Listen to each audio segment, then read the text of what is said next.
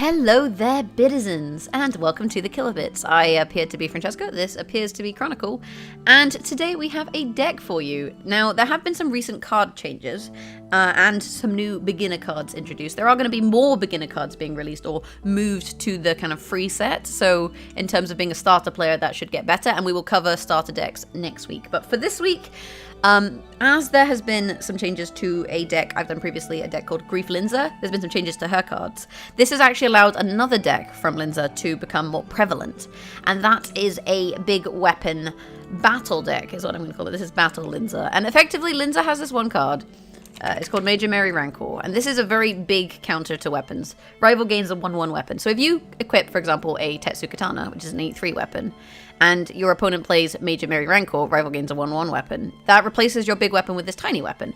And because this is a card that was very commonly put into Grief Linza, and Grief Linza was a very common deck, it meant that big weapon decks couldn't really exist that easily, because inevitably if you queued up into Grief Linza, you lost. Like, there was nothing you could really do.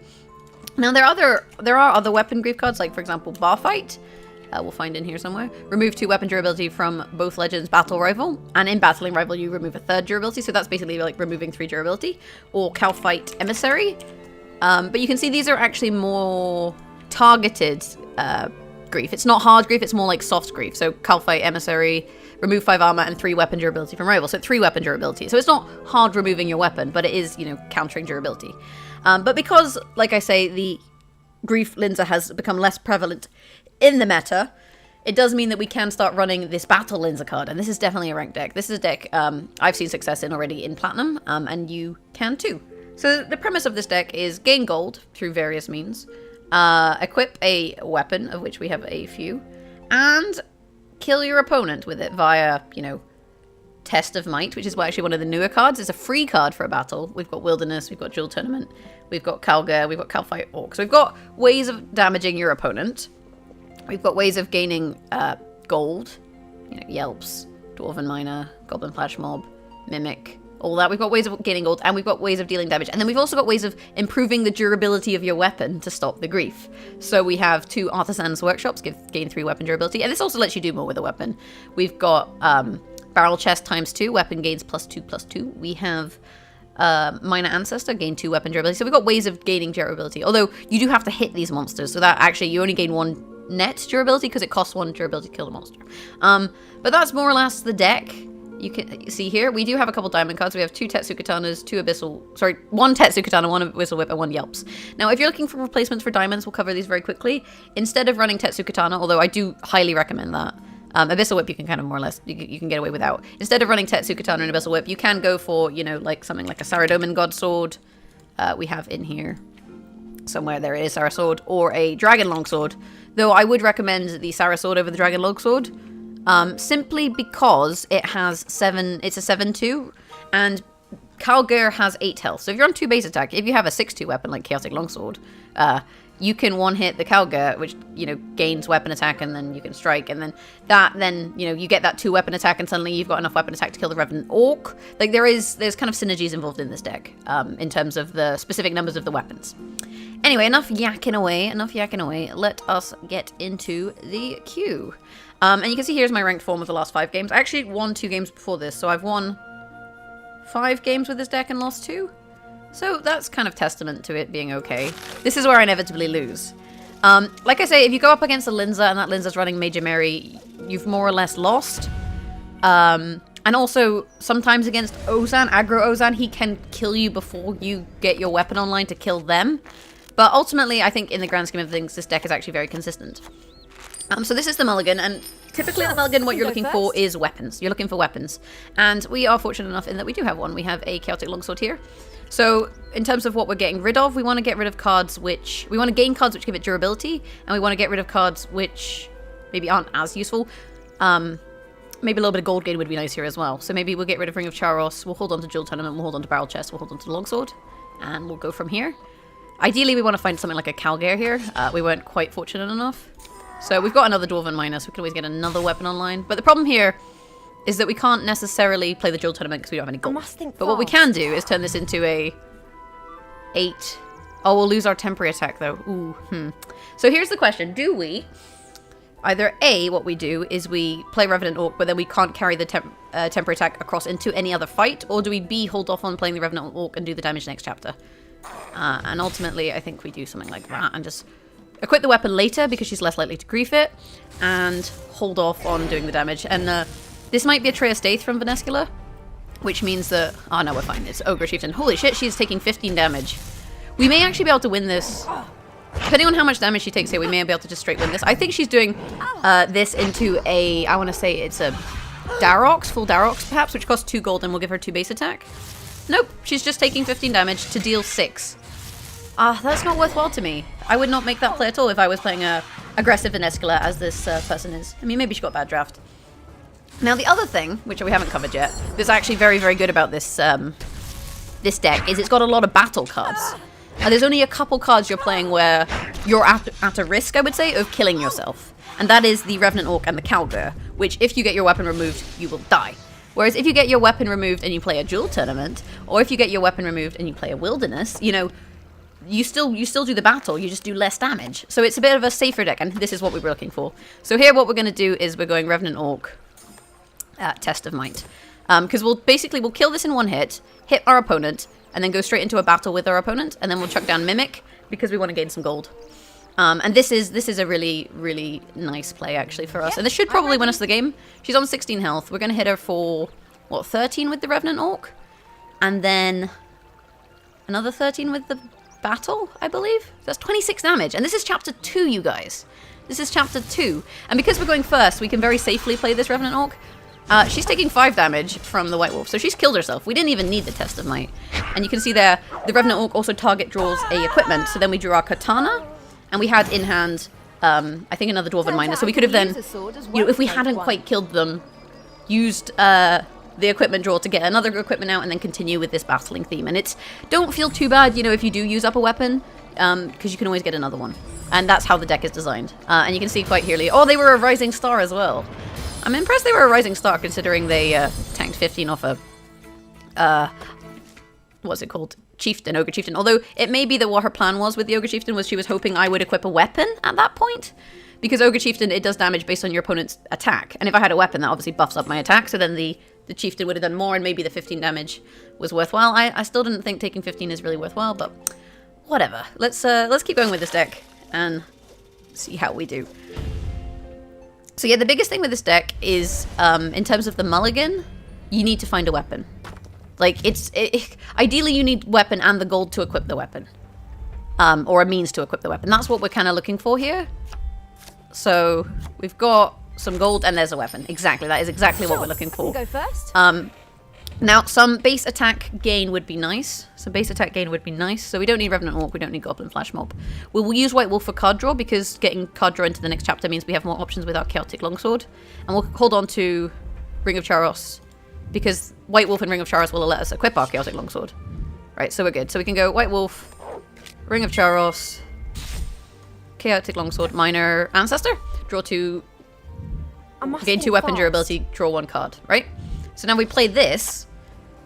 Provided he does not grief us, weapon grief us, we're in a nice place for the next turn, because we've now got, we're drawing, what, 3 cards? So there's Test of Might and Kal'Ger. And we got, I believe, 1 more card draw coming up, and we get 3 cards at the end of the turn. And card draw is very important in this kind of deck, because this is a kind of combo deck, you know?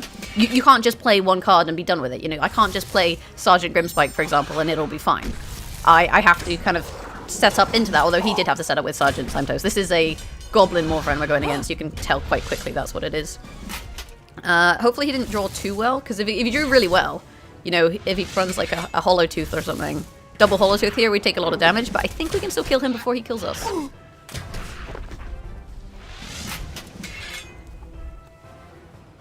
Then there's the Hollow Tooth. Okay, so I'm going to take 8 damage from a Hollow Tooth, so I'll be on 11 health, which is not nice. This is where the kind of ways of losing come in, is it if, you know, you go against a Goblin Morphin. Not so much, because often they don't draw that well in the first chapter, but sometimes they draw well, and sometimes an Ozan can draw well, and then you're going to have a hard time. Gain 2 weapon attack, strike rival, exhaust. Okay. Low health. I must be careful. Right, let's work this out. So gain 2 weapon attack, strike rival, exhaust. Yep, I'm ready. And we'll hit them for 10, I think, and then we go Wilderness and we'll hit them again. We don't have the gold for Abyssal Whip. Abyssal Whip is nice if we can play it because it'll heal us. How much damage is this? This is 10 damage, and this is 12 damage, so this is 22 damage. So I'm actually tempted to slap down this battle card on the off chance that we win the game with it.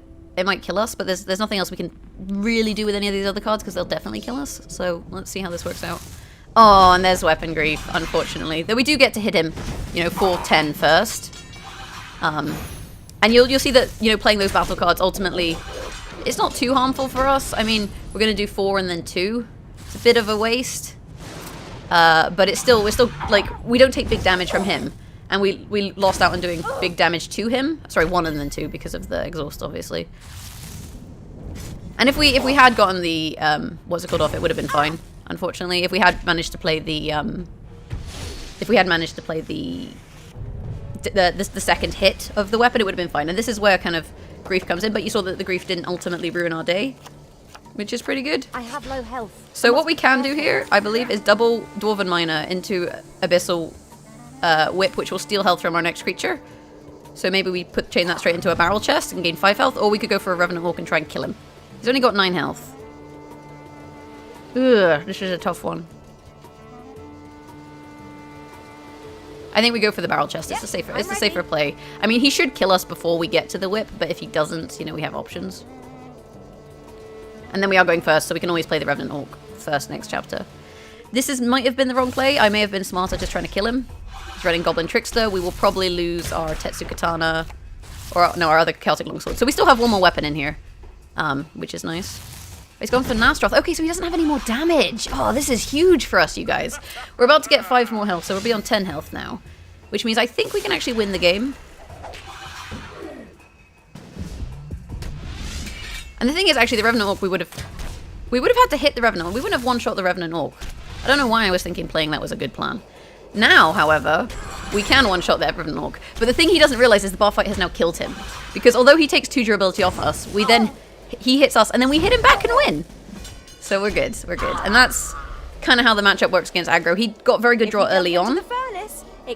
And I think if your opponent does get very good draw early on, sometimes it can end badly. So, for example, I've played this deck. One of my losses was I went against a Ozan that played, I believe it's Safe Spot into Skeleton Champion, which does 5 damage, into Ketzek, which does 8 damage, into Desert Snake, which does another 5 damage.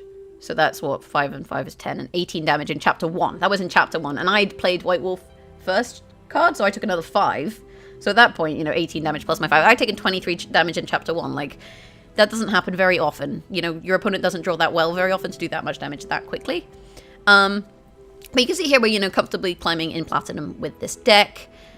We've on a bit of a win spree, which is also nice. And yeah, it's just a generally fun deck to play. Like, it's quite satisfying. There's a little bit of risk involved. You know, is my opponent going to remove my weapon? How's that going to work out? You know, what's going to happen?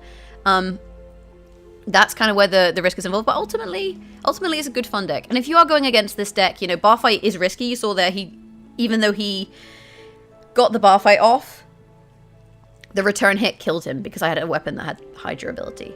And that's one of the things you have to be aware of. And like I say, if you're looking to replace your cards, you can look for, I would say Charos for these two, and for Yelps, you could just go for something like another Kalphite Soldier. Yelps is just there as gold gain. You know, take 4 damage, double your gold. Whereas this is, you know, take 2 damage, get 3 gold. Like, maybe even it's actually better for me not to be running Yelps. I don't know. But that's a very small thing. But yeah, that's kind of the deck. Next week, we will probably do a beginner deck because new beginner cards are coming in. So I want to kind of revamp my beginner series. Like, I don't want it to be too out of date. Especially as I do believe, like, once they start kind of promoting the game a bit more, you know, we're going to have new players coming in. We've got chat coming. We've got mobile coming eventually. Everyone is coming, apparently. Those kind of things are happening. So it's good to keep up to date on the channel with that.